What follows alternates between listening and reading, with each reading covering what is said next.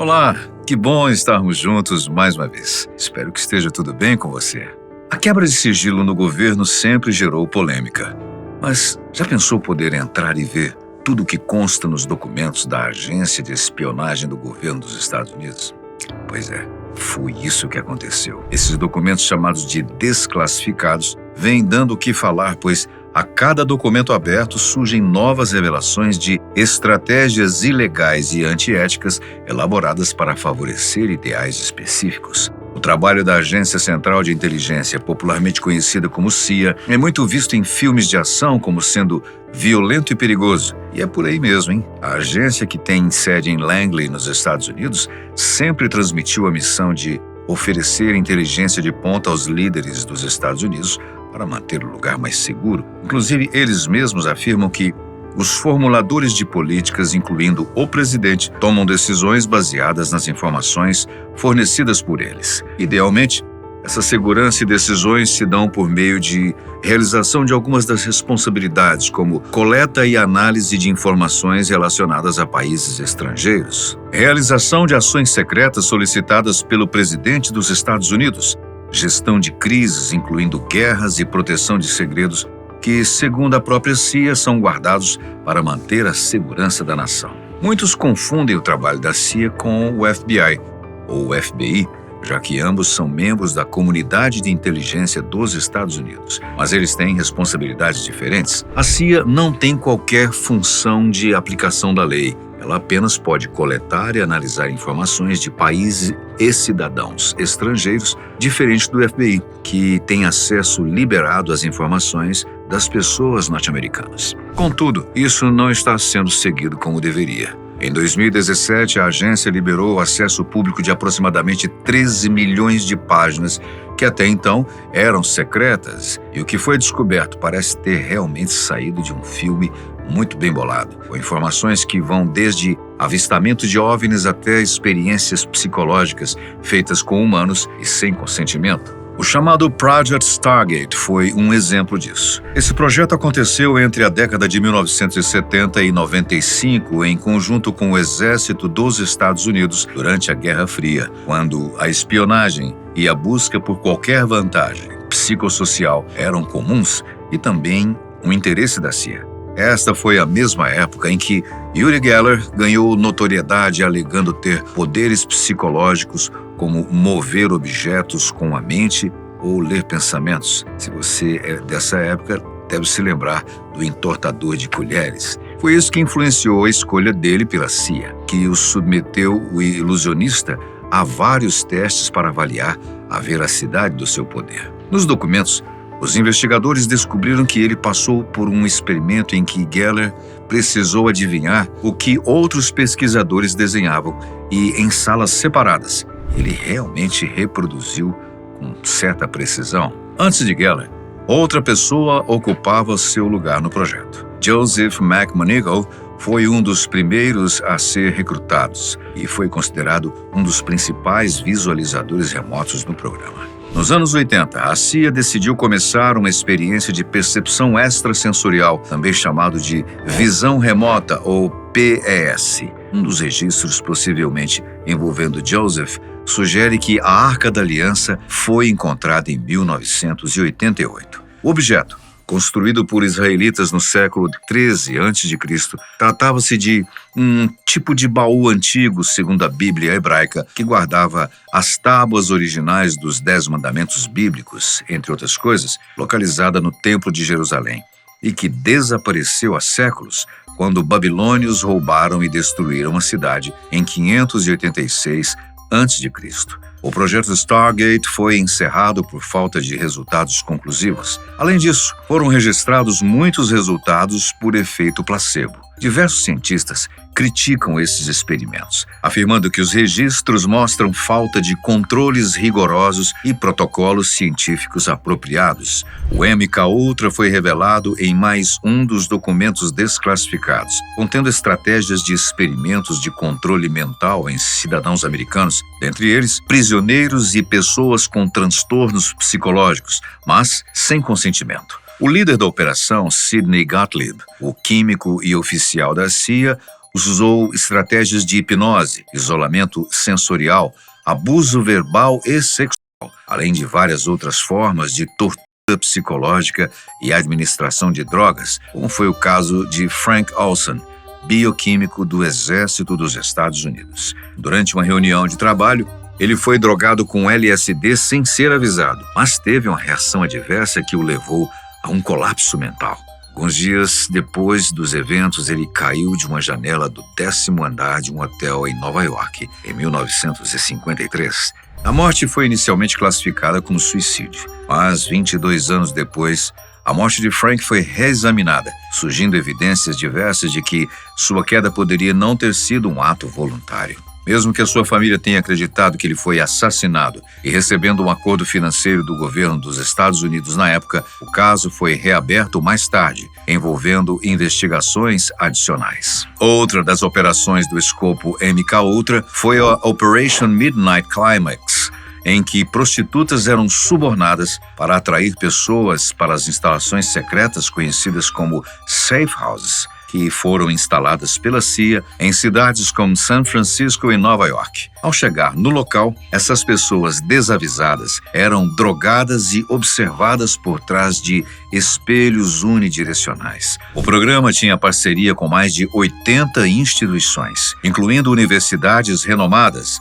hospitais e presídios. Muitos desses experimentos levaram a traumas permanentes, com vários casos de suicídios. O projeto só foi interrompido após vazamentos internos e muitos documentos sobre o caso foram destruídos pelo diretor da CIA, Richard Helms, antes mesmo que pudessem ser investigados completamente. O restante dos arquivos só foi desclassificado em 2001, o que é considerado falta de transparência e ocultação de operações clandestinas, características que são bastante perceptíveis no MKUltra. Não foram só as operações relacionadas a questões psicológicas, mas também houve manipulação da mídia como ferramenta de propaganda para moldar a opinião pública. Este foi o caso do Mockingbird, que adentrou secretamente organizações de mídia no mundo inteiro, mediante pagamento a jornalistas que fizessem o que a CIA solicitava. Os pedidos iam desde publicar manchetes específicas,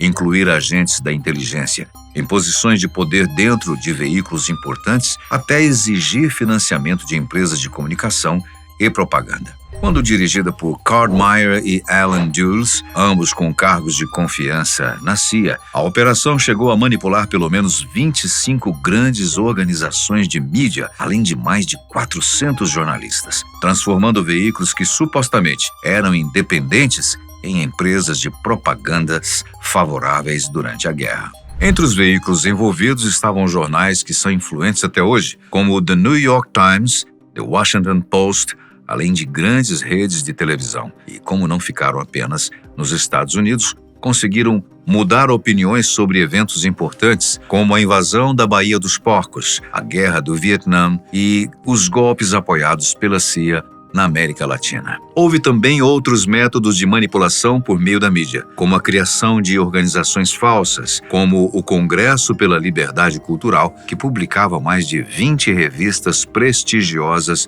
em todo o mundo, enquanto secretamente promovia ideais antissoviéticos com gestão da CIA. A operação esteve ativa até ser exposta pelo Comitê Church em 1975, mas muitos críticos argumentam que práticas similares continuaram sob diferentes nomes nas décadas seguintes, levando a entender que a manipulação da informação e a propaganda podem ser empregadas como ferramentas de influência política. O programa Phoenix foi uma operação da CIA durante a Guerra do Vietnã, que buscou neutralizar vietnamitas suspeitos de apoiar o Vietcong, um grupo guerrilheiro e político. Registros da CIA revelaram que o programa neutralizou mais de 20 mil pessoas, utilizando métodos violentos como tortura e execuções.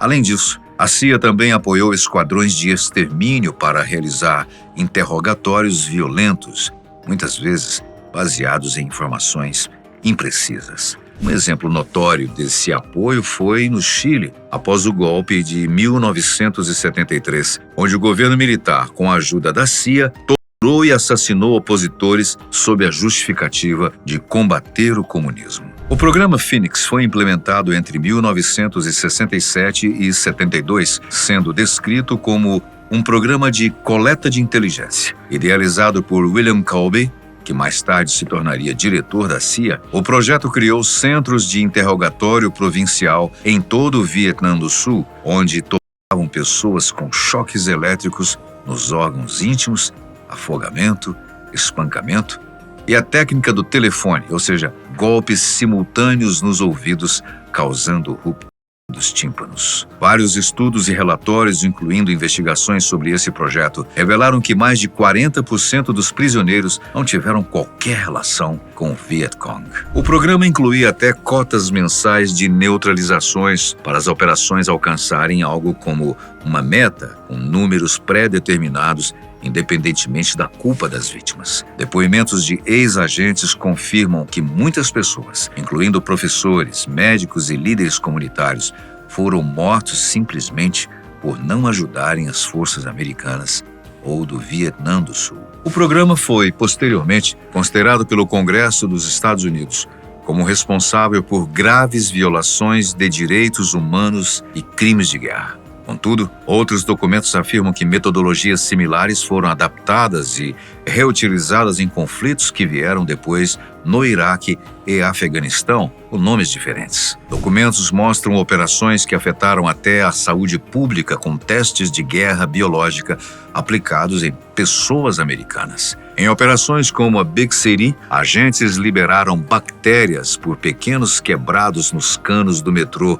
de Nova York, no mesmo momento em que a chamada Operation Lac espalhou organismos de sulfeto de zinco e cádmio sobre cidades inteiras para rastrear padrões de disseminação. O experimento foi projetado para estudar como as bactérias se espalhavam em ambientes urbanos, para entender melhor como fatores como vento e condições climáticas influenciam essa propagação. Segundo a CIA, a intenção era melhorar as estratégias de resposta a ataques biológicos, mas o uso dessas substâncias levantou sérias preocupações sobre a saúde pública, já que a exposição a metais pesados pode ser muito mais prejudicial e a realização de testes sem o consentimento fere os direitos da população e contraria as responsabilidades governamentais. Na operação feita em São Francisco, um surto associado a uma bactéria ocorreu após espalharem a bactéria na cidade como parte de um teste. Anos depois, investigadores conseguiram relacionar essa bactéria a pelo menos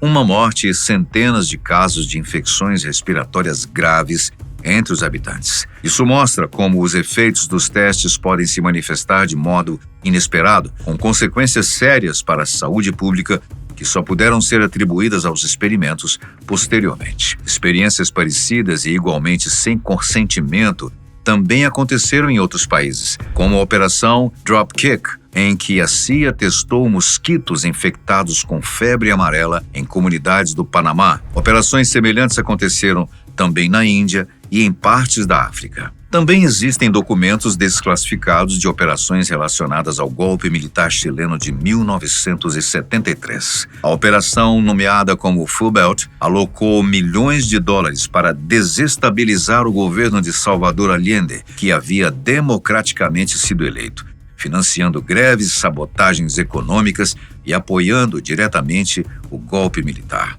Os documentos mostram transferências de mais de 8 milhões de dólares para a oposição e para financiar meios de comunicação anti-Allende. A CIA também estava diretamente ligada ao planejamento do assassinato do general René Schneider, comandante do exército chileno, que era contra a intervenção militar. Na Guatemala, em 1954, também aconteceu a missão PB Success, que tirou o presidente Jacobo Arbenz do cargo. Os documentos mostram que, além do apoio militar, a CIA manipulou informações como transmissões de rádio falsas, panfletos com ameaças e até um bombardeio aéreo falso para criar a impressão de uma revolta maior do que realmente existia. O objetivo era proteger os interesses da United Fruit Company, que tinha fortes laços com o governo americano. Registros continuam sendo desclassificados até hoje, como os divulgados esta semana em operações para vigiar líderes políticos latino-americanos. Após uma ordem executiva assinada por Donald Trump, atual presidente dos Estados Unidos, aconteceu a liberação de milhares de registros relacionados aos assassinatos de figuras importantes como John Kennedy, Robert Kennedy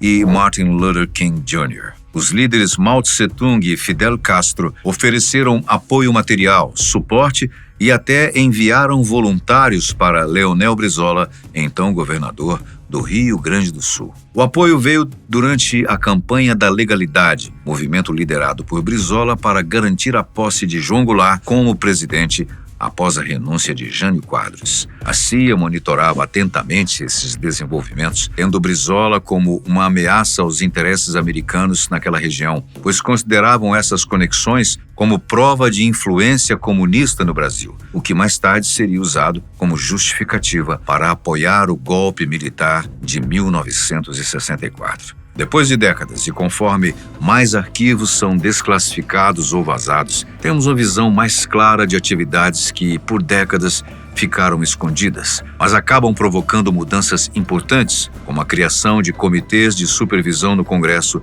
e novas leis que limitam as operações de cobertas. Nós agradecemos muitíssimo a sua participação, a sua companhia, sempre muito especial. Deixe nos comentários o que você acha sobre tudo isso, sobre o próprio tema desenvolvido. A gente se vê num próximo vídeo.